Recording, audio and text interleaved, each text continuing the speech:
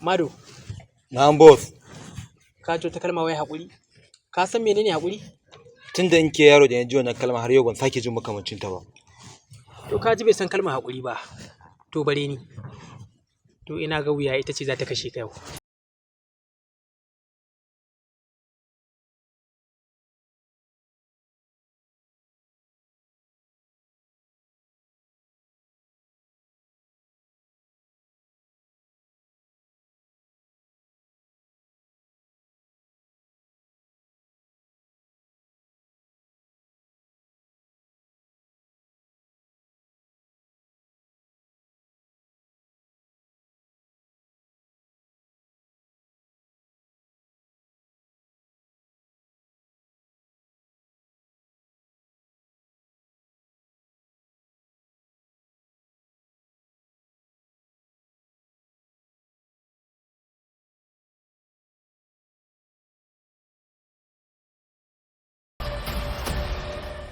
Ai gara sunan mala'ika da wannan yaron.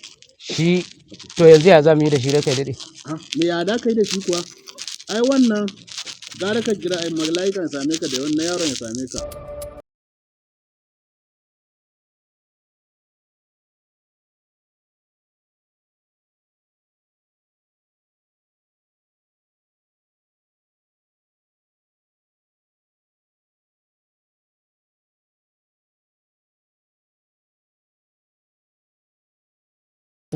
Gargaɗi na zo a maka.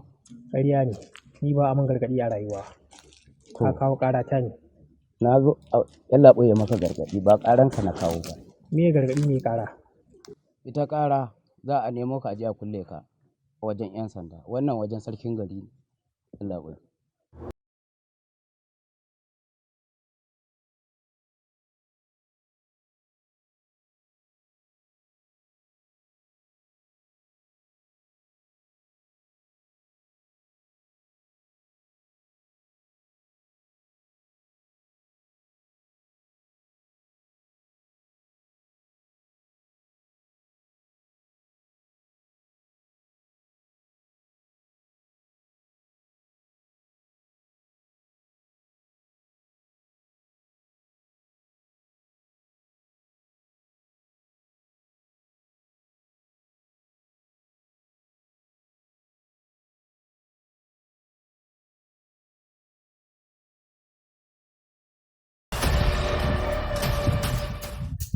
Kan gado. Na'am boss. Daga safiyar yau zuwa yanzu. Wani irin aikin alheri ta aikata? Na sa an kashe wannan yarinyar ne. Kaza. Master, Kai fa wani irin aikin alheri ta aikata? ni ne na yanka ta. Addafa. Ban yi komi ba. Har kana iya faɗa min baka yi komai ba. Wato kana nufin ka ce mun ko kaza ba kashe ba. Haka yake master.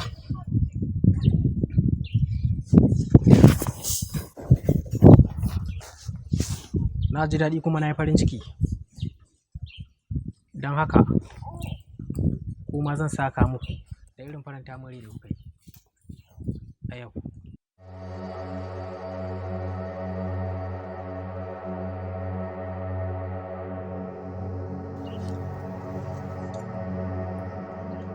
Daga yau ya zama wajibi a gare ku, kowannenku daga yau ya riƙa kawo min labari mai daɗi. Idan kuma aka samu saɓanin haka, to akwai matsala. In Allah ya yarda boss ba za sake samun matsala ba. Daga yau za a dinga kama labari mai daɗi. Kullum sai mun zubar da jini. Za ku iya tafiya. Jinjina ya haji. Sata. Kan gado, Na'am boss. ka tsaya akwai maganar da za mu tattauna da kai. Girman ka ne haka.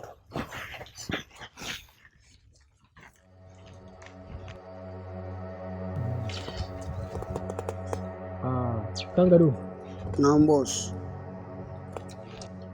abin da ya sa na kira ka shi ne. Saboda kana da amana, kuma a koda shi kai ne nake so in gani a kusa da ni.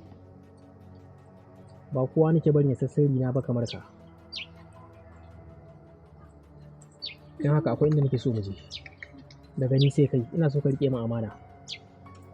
Baka da matsala boss. ka kuma je ka shirya duk abin da ya kamata ka ɗauko ka shirya ka zo mu tafi. Ka sha zaman ka huta.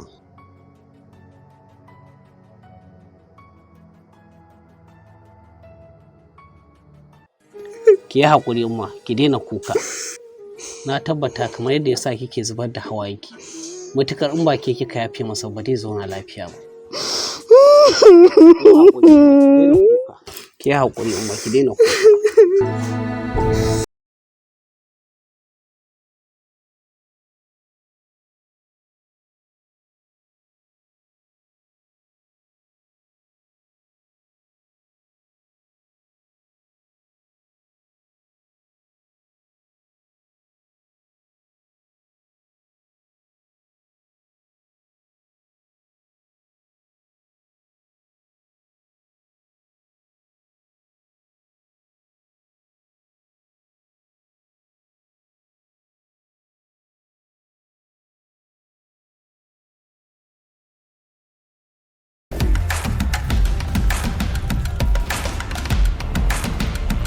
Haƙuri man, yake faruwa, ya haƙuri.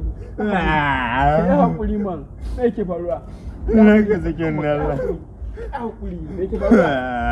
Haƙuri, yake faruwa, faɗan man. Haƙuri, yake faruwa. Lafiya me ke faruwa? Kike ta famin kuka? Sai faɗa min ya faɗa min. Na shiga damuwa ne wallahi. Damuwa kamar wace iri? Ina son nishaɗi don na jin labarin YouTube an ce mun yana ba mu mutane nishaɗi. A wani ko namban shi ma ba ba ni ba. Kai ma so kake ka fara kallo a YouTube kana jin nishaɗi? Ya haƙuri da kata. Idan dai kallo kake so ko nishaɗi a cikin YouTube ga channel nan iri-iri kala da yawa sai ka zaɓa ka kalla ka sha nishaɗi idan comedy ne idan series ne idan waka ce komai kake bukata akwai. To na rantse da Allah bari mu albishir guda daya in ce ka fara da wannan channel din mai suna Malam Masani TV. Idan ka je Malam Masani TV na rantse da Allah zaka sha nishaɗi za ka kalli bidiyoyi iri-iri masu kyau ingantattu. Ni ma ina kallon shayi. Kam walai. Ba ni wayan kan shiga. Kaɗan zan nuna maka. Malam Masani TV. Kai ba ka da waya ne? Da tana gida a caji. To idan ka je kai ka shiga YouTube ka danna mai subscribing kuma ka danna mai ƙararrawa. A Malam Masani TV zai kalli abubuwa ya sha nishaɗi.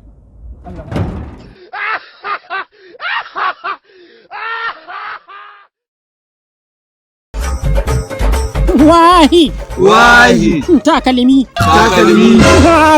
haza tausayi. Wannan karatun na Muhammadiyya ne ko na zamani? Shalele kenan. Na Muhammadiyya ne, za mu amfana.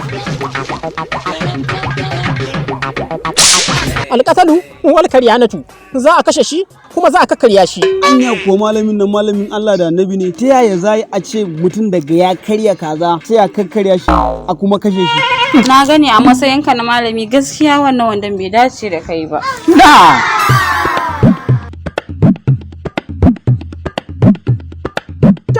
Da mala yake min ya mata abin da ubanka yake min. Kada kan mashi ni in na buge shi mama na za ta dake ni. Mun zo neman ranki daɗi ne. Ranki shi nan warku.